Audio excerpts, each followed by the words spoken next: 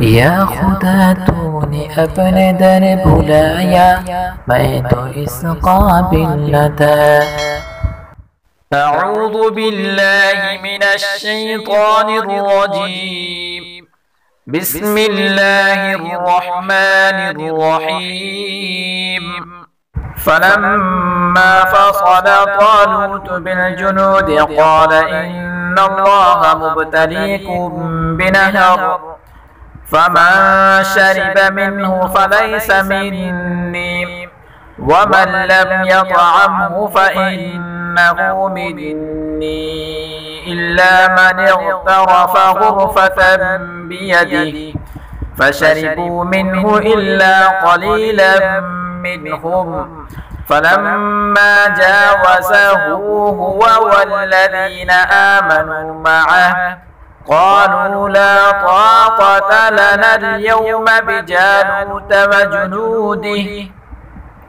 قال الذين يظنون أنهم ملاقو الله كم من فئة قليلة غلبت فئة كثيرة بإذن الله، والله مع الصابرين. ولما برزوا لجالوت وجنوده قالوا ربنا أفرغ علينا صبرا وثبت أقدامنا وانصرنا على القوم الكافرين. فهزموهم بإذن الله، وقتل داود جالوت وآتاه الله الملك والحكمة وعلمه مما يشاء، ولولا دفع الله الناس بعضهم ببعض لفسدت الأرض، ولكن الله ذو فضل على العالمين.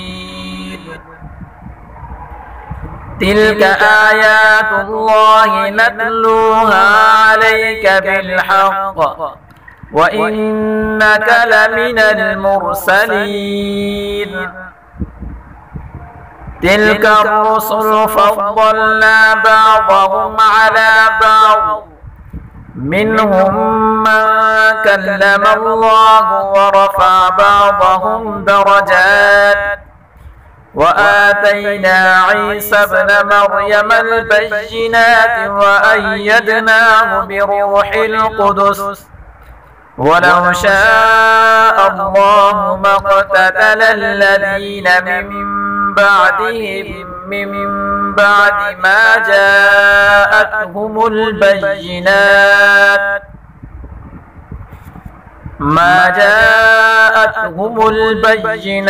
ولكن اختلفوا، فمنهم من آمن ومنهم من كفر، ولو شاء الله ما اقتتلوا، ولكن الله يفعل ما يريد.